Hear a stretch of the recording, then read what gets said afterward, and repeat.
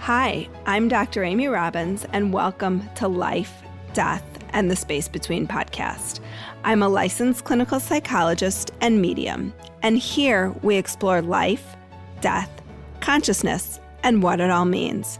And I just want to take a moment real quick to let you know, if you have not subscribed to my podcast yet, you can go ahead and do so on iTunes or Spotify or Stitcher or Google Play, anywhere you get your podcasts. And if you could rate and review it, that would be great. I would really appreciate you taking the time to do that, as it just sort of helps in the algorithm and helps get my podcast out there more. So go ahead and do that. And today I am welcoming Piotr Bienkowski to the show. Piotr has a disciplinary background as an archaeologist and museum curator. He has been professor of archaeology and museology at the University of Manchester, director of the Manchester Museum, chair of Northwest Federation of Museums and Galleries, and before that, Head of Antiquities at the National Museums Liverpool. For many years, he was the editor of Levant, the journal of the Council of British Research in Levant, and editor of the British Academy Monographs and Archaeology series, where Airy Voices Lead by Piotr Bienkowski is the only book to comprehensively describe the varying historical and contemporary culture beliefs in immortality globally, including Western, Eastern, and animist traditions. Welcome, Piotr. Thanks, Amy. Good to talk to you. I hope I got all those words right. That was like a mouthful of stuff. There was a lot of words. So this book was really unique for me and was a remarkable history, as I saw it, of sort of human beings' seeming obsession with immortality. That's right. I think all cultures that I've ever come across have in some way or other expressed a fascination for the idea of living forever, and perhaps trying to achieve it in some way. I mean, if you think about ordinary human beings, I think it's a very human thing to wonder, what happens at death, what happens after death. I don't think I know anybody personally who's never thought about it, and some people might think, well, that's life is all there is. After that, there's nothing. Mm-hmm. And there's others who might want to extend their lives on this earth through, reducing the effects of aging, or maybe going a bit further by signing up to a cryonics institute and having themselves frozen and hopefully revived in the future. And there's more religious people who want to or expect to live in some sort of afterlife. Mm-hmm. And I think culturally, this is what we find all over the world. Cultures in the end are made by people. So it seems to me that immortality is a bit like food, shelter, and sex. It's one of those core elements of every human life and of every culture. Can you take us back briefly and discuss sort of where your understanding of humans first started with this? Because you went way back. To really properly understand immortality, you've got to have the written record. That doesn't mean that humans, before we have any evidence of writing, didn't believe in immortality or didn't hope to achieve it.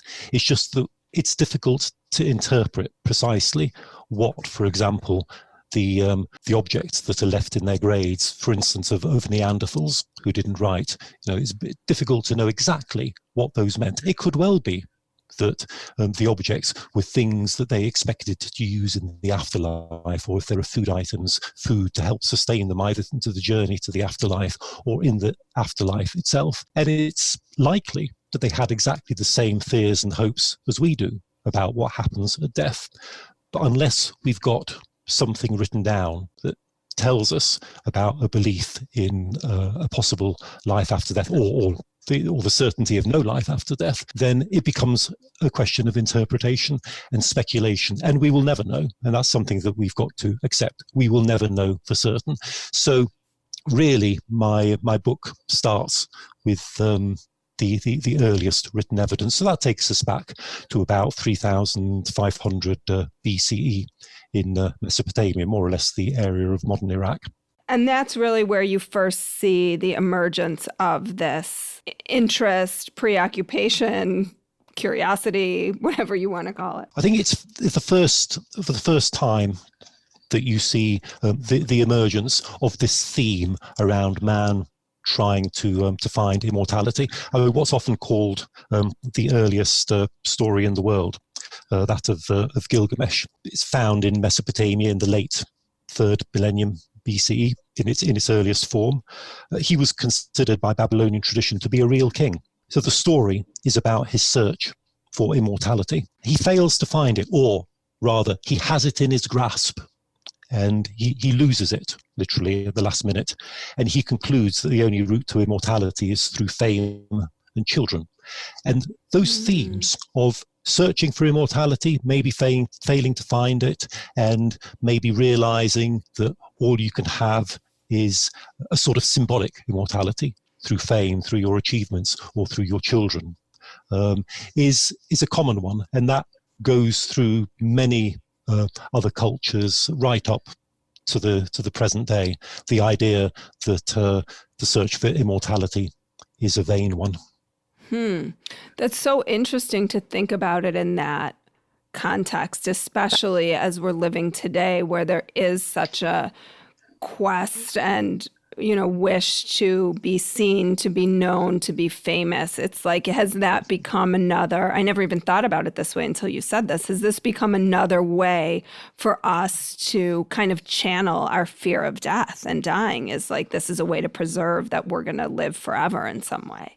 I think you're absolutely right. And technologically, it's simply another tool in our armory of trying to immortalize ourselves. If you go back again to the earliest historical records in places like ancient Egypt and ancient Mesopotamia, the people who had the ability or the resources to, as it were, immortalize themselves, to make themselves famous for all time, for their names to reverberate down the ages, were the kings and the warriors, and sometimes the priests. But what they needed in order to do that was scribes who would write down their achievements, and artists who would carve them on the walls of the temples and of the palaces. And sometimes, of course, in that way, those achievements would be invented or at least magnified.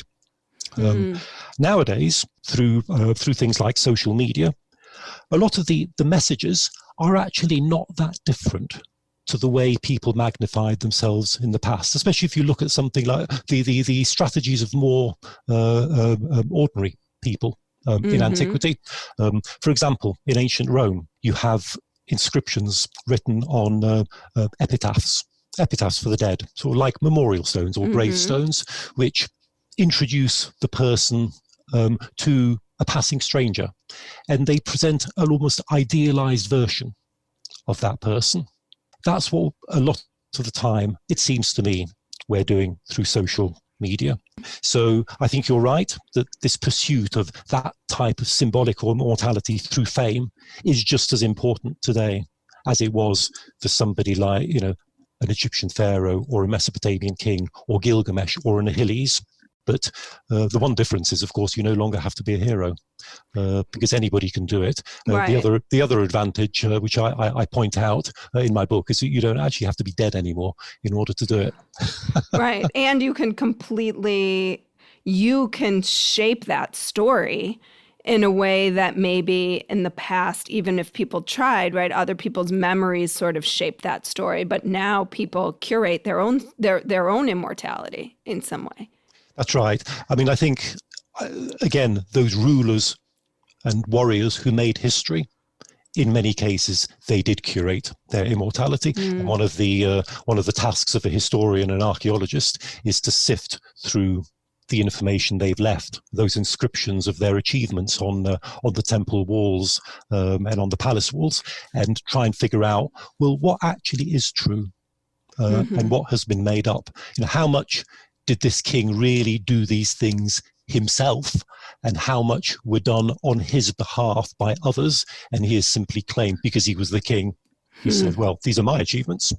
Right. though somebody else did it, And so what was so interesting to me was throughout religious history, so many religious figures discussed their abilities to connect. And you talk about this with a higher power. And so many people believe this from a religious perspective. But when people share that they have these experiences today, oftentimes it's dismissed. Can you speak to that? I'm actually not entirely sure. Don't quite understand your question there, Amy. Sorry. So, no, that's okay. That's okay. It's probably on my end. So you talked I'm Jewish, so I don't have a real great understanding of Jesus. But you talked about, particularly with Jesus, talking about having information given to him through sort of these greater connections, right? With some sort of higher power, higher being, maybe something that wasn't visible in human form. Yes. And yet today, and that's wholly accepted in many religious circles, right? But yet today, when we talk about the average person maybe having a connection with something that feels bigger than themselves, or, seeing how I kind of got into this work, having connections with my aunt who passed away and other loved ones who've passed away, that sometimes that gets dismissed. The difference between accepting that from a religious perspective, but when sort of the average person experiences it, we're less maybe accepting of it. I think this idea of being connected to a higher power, but more than that, actually somehow being connected maybe to the dead and to your ancestors, and like you've just said, somebody like your aunt, is something that has a very great antiquity. So, for example, in the ancient Near East, they had a very simplified understanding of let's call it the cosmos. There was the earth on which humans lived. There was heaven, which was just for the gods. That wasn't somewhere where humans could go. And then there was the underworld, where the dead went. Now, the ancient Near East didn't really have a sense of personal immortality, but that underworld still offered a sort of bleak continued existence for all dead souls. And it was structured in a sort of human form. So it still had a king and a queen and some sort of court framework and ceremony. But there were ways in which living humans could connect with the dead. And in every culture, there's always been persons, they're normally specialists, who have that ability to connect with the afterlife. In some places, they're called priests. In some spiritualities, they're called shamans or seers. And in some, they're just called, the mad woman at the end of the village. Right. In some cultures, they are honored and respected. In others, they are laughed at but tolerated, and in others they're seen as dangerous and they're burnt at the stake. But this ability to connect to something beyond living humans is something that goes back a long way, and we see it in many cultures. As I said, we see it in the ancient Near East. We also see it in contemporary indigenous cultures, like among Native Americans or Australian Aborigines. And so you talk about this notion of this ongoing debate of the existence of the soul. So can you speak to some of the points on both sides of the argument? Because you really laid it out quite beautifully. I thought, sometimes people take one side and not the other, and they only show sort of the materialist perspective, but you kind of contrast both of them. So can you share some of those points about whether or not a soul exists on both sides? That idea of the soul permeates a lot of languages. I actually start the chapter on the soul in the book by quoting some of the language that we use around soul. So, body and soul, soulmate, soul music, to sell one's soul, soul searching, soul destroying. Most of those probably don't have any link to any religious understanding of the soul, but it's really interesting how those words reverberate in our contemporary language. Historically, a lot of cultures, most cultures probably, have had some understanding that human beings are composed of, on the one hand, a material body, and on the other hand, something that is immaterial, something that is their personality or character, or using the Greek word, which we still use today, their psyche. The understanding of what that is can be very different. One of the reasons why, as you say, I rather laboriously lay it out in the book is because we cannot assume that because we translate a word as soul, that it always means exactly what we think it means in different cultures. So I've got to be very careful to say, well, in the ancient Near East, these were the words used, and we might actually translate it to soul, but that's a very sort of generalized word to use.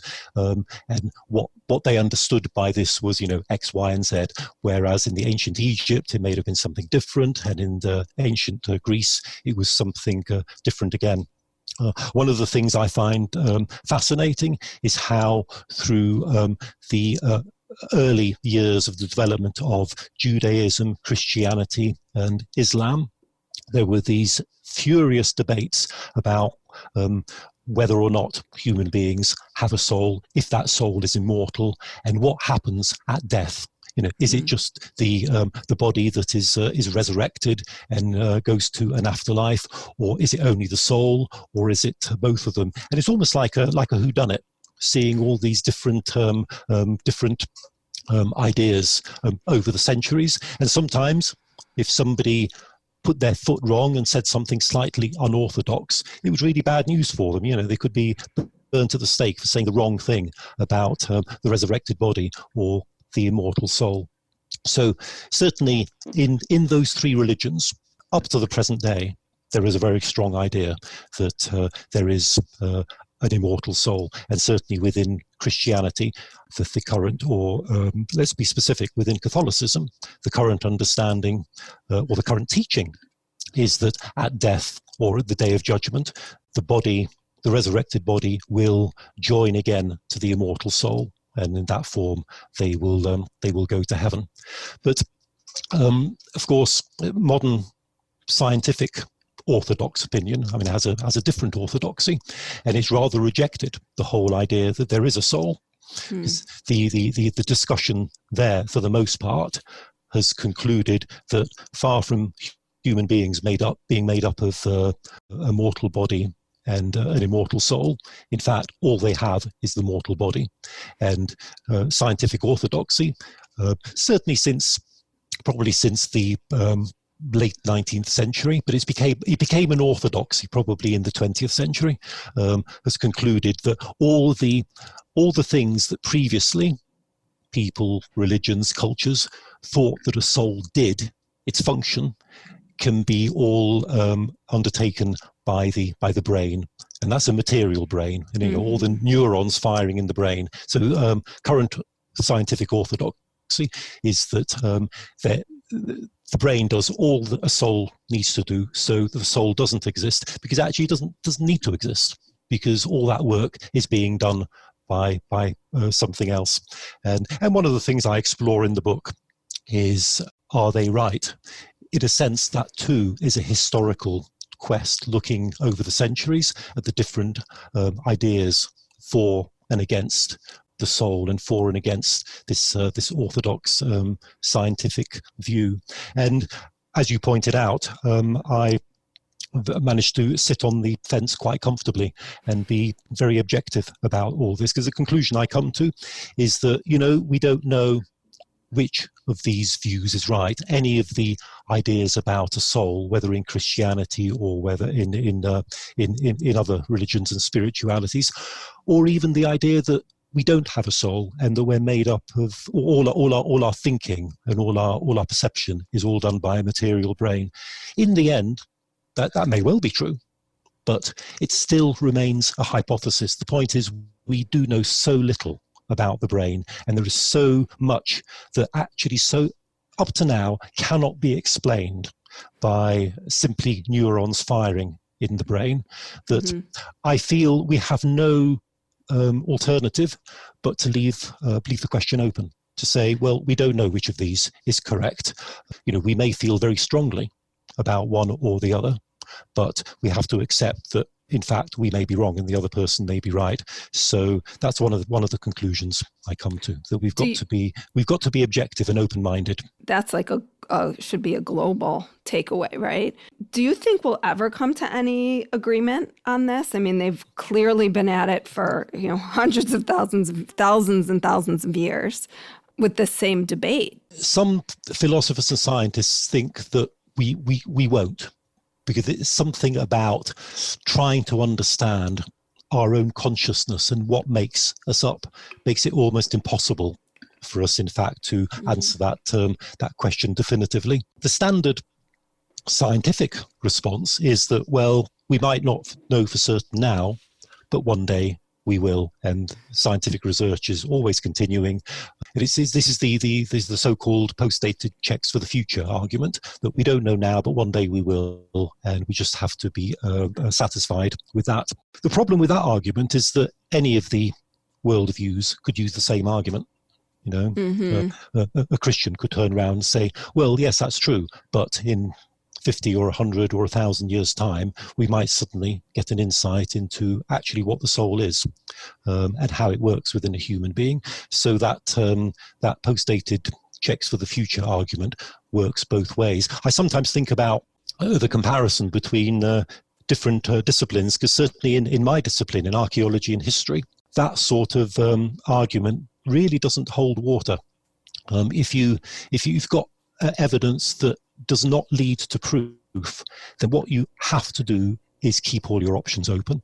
Say, well, this is the evidence we've got, and therefore what may have happened could be A, B, C, or D. And in the future, evidence will show us whether it's going to be A, B, C, or D. But at the moment, we don't know, and therefore we've got to keep all of those options open. So that's sort of where I am when we come to things like the soul, whether we have one or not.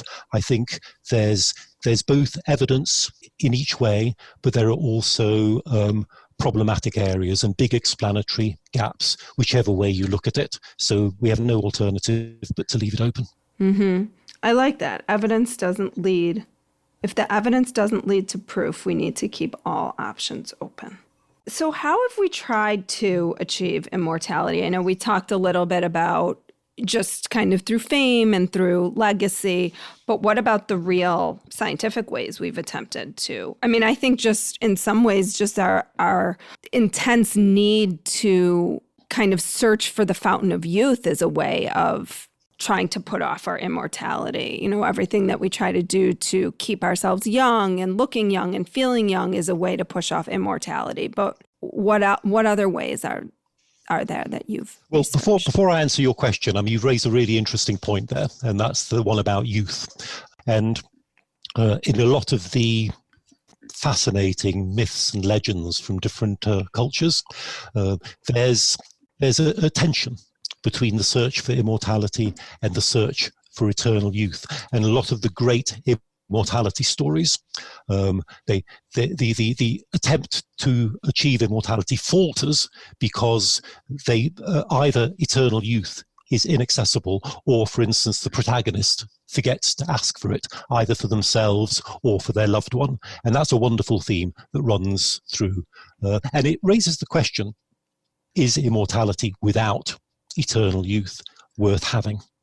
And that it becomes quite an important question in contemporary times. We've got an aging population putting stress and strain on the health services of most countries. About 50% of people over 80 will have or already have dementia. That's without any sort of immortality. That's just people getting older within the normal human lifespan, and most scientists don't think that it is possible for humans to live much beyond 125.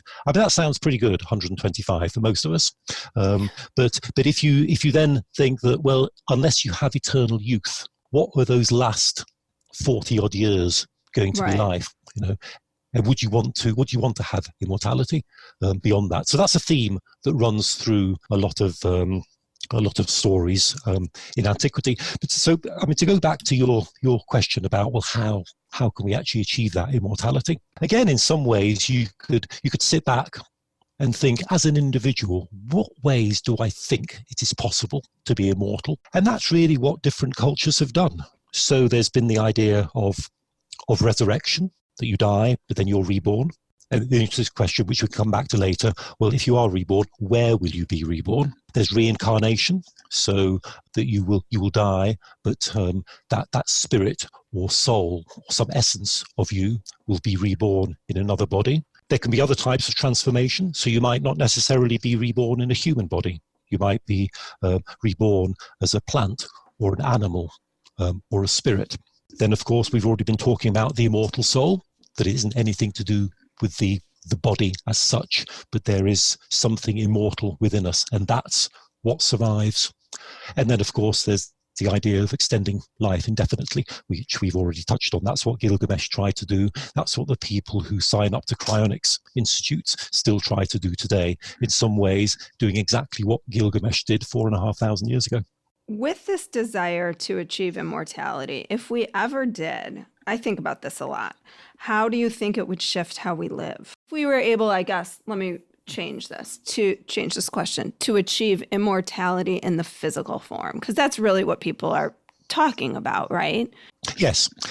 I think it depends. Are you achieving immortality on this earth, or are you achieving immortality in a physical form in some sort of afterlife? And I think answering the questions, it changes your answer depending on which route you take. Right. Obviously, we have no case studies of people who have lived forever on this earth. There's lots. Sounds awful to me, frankly. And there's lots of stories, myths and legends, again going back thousands of years, and some of them fairly recent, trying to explore, well, what would that be like, and would it be worthwhile? Some of them are about the question we've touched on of eternal youth, but what a lot of them have in common is that once you've lived the equivalent of several lifetimes, that maybe life might actually become tedious, that you end up repeating things time and time again. And in a lot of these immortality stories over the centuries, the immortal ends up wishing they were dead, because they no longer actually wish to live forever, because they've lost interest in it. Maybe they lose a sense of who they are as individuals. And this has been covered in stories, it's been covered by science fiction writers, it's been explored a lot by philosophers as well. You know, as you know, philosophers like to take a sort of a what-if scenario and explore it to its logical conclusion. And there's quite a lively debate among philosophers as to whether or not immortality would be worth having. And some of them think, well, things will keep on changing, and therefore I will actually retain an interest in life and doing things differently. Whereas others will say, well, even if things were changing over the countless period of thousands and millions of years, the human brain would have to develop in such a way that we remember things in different ways. I mean, imagine trying to hold on to family relationships over a period of thousands or millions of years. You'd forget who your parents were. You'd forget who your children were. And it's these sort of explorations as to whether immortality on this earth would be worthwhile that make fascinating reading. I'm just thinking about like a dinner table conversation about that. I think it would be a great topic. It would, and I think you'd find a range of different views. I think it changes a little bit if you then imagine that your immortality is going to be in an afterlife of some kind. That would make, of course, another great dinner time conversation, because you then have to imagine, well, where are we spending that immortality? What is that heaven or hell like? And again, different cultures have come up with so many myriad descriptions of what heaven or hell might look like, that sometimes people ask, well, will heaven be boring? And you really can't say, because you have to ask the next question, saying, well, what sort of heaven do you think you're going to be in? Once you describe that, then we can discuss whether or not it's going to be boring. But culturally, there are so many different pictures of heaven and of hell and they're conditioned by things like religious factors, by cultural factors, by how different cultures understand their universe. So there's no one description of heaven or hell, even within, if you just take one religion, Christianity, the way heaven has been endlessly imagined over 2,000 years or so has absolutely no consensus at all. And that's just within one religion. Well, and I just think about this is so multidimensional, but I feel like the fear of death drives our behavior. That is like the driver of so many people's behaviors, right? Ultimately, yes. Unconsciously, is this fear of death.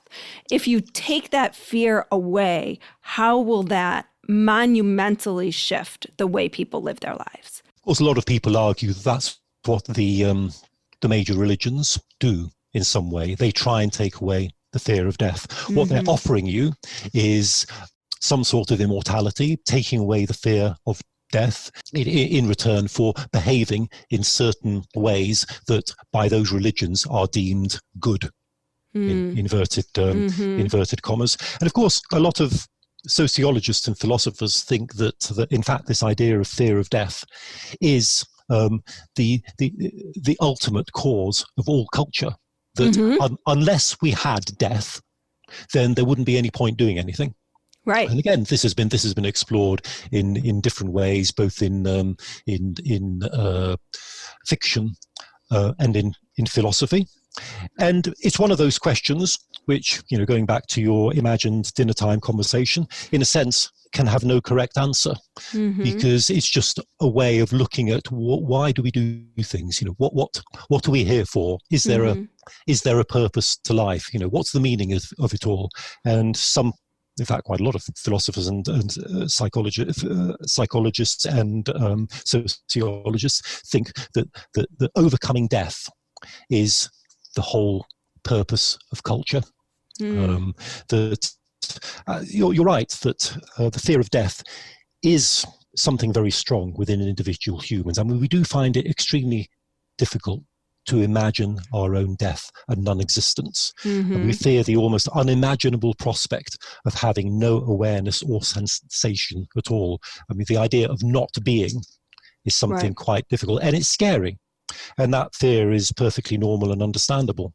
I mean, I'm not, as an archaeologist, I'm not convinced that fear of death, overcoming death, and this craving for immortality is the ultimate cause of culture. And I think it's interesting that the people who propose that idea tend to be philosophers and sociologists, rather than historians and archaeologists.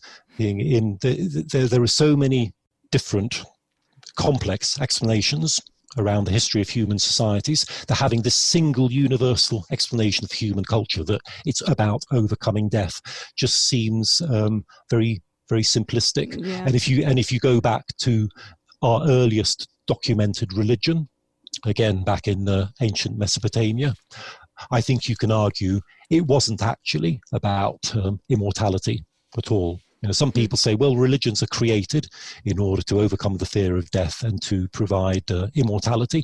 But I don't think that our earliest documented religion was created for that reason at all. And there was a recognition that there were superhuman controlling powers, the gods, and they demanded obedience and worship, and human beings wanted to influence them. They wanted to influence the natural forces that worked on life, fertility, and growth. So they wanted to influence things like the sun, the rain, and the wind. It could be argued that, well, those are ways of living longer. It's a craving for overcoming death. But I think you'd have to have a fairly creative argument to make that stick. So one last question. Not sure this is a fair one, but after all your research on this topic, what do you believe?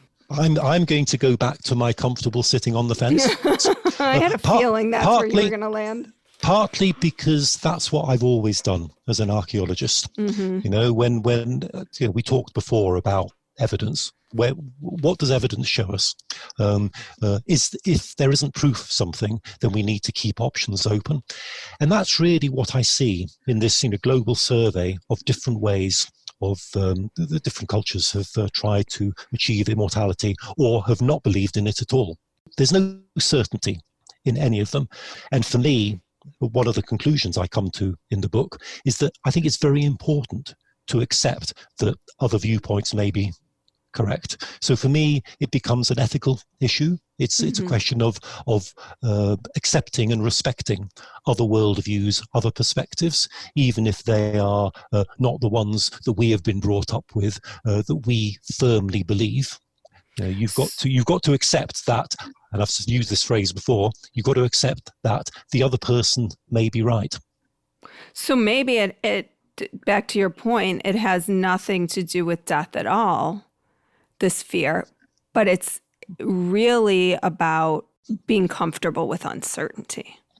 That's kind of what if we could master that, then we can live. It's being comfortable with uncertainty, and it's being comfortable with the difference of others. And just to round off, one of the things I find fascinating, and it's an old and much laboured point, is just how many traditions around immortality were borrowed between cultures and religions. So a lot of what we believe now has been borrowed from the ancient Near East or from ancient Greece.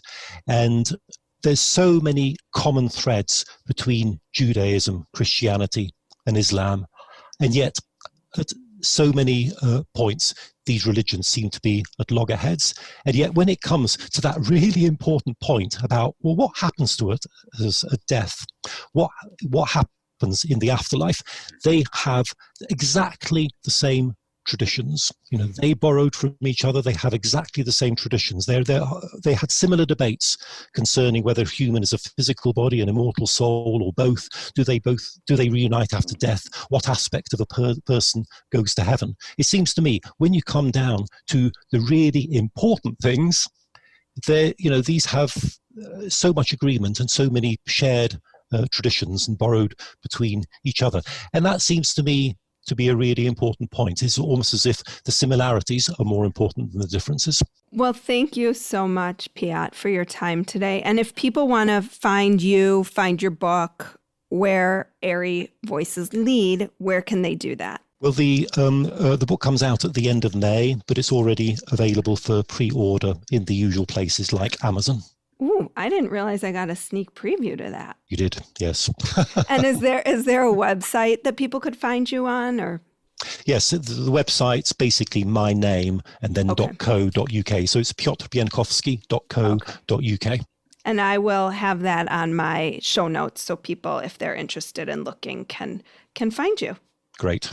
Thank you so much today for your time. Thank you, Amy. Like what you heard today and want to hear more? Wondering what comes next and what it all means?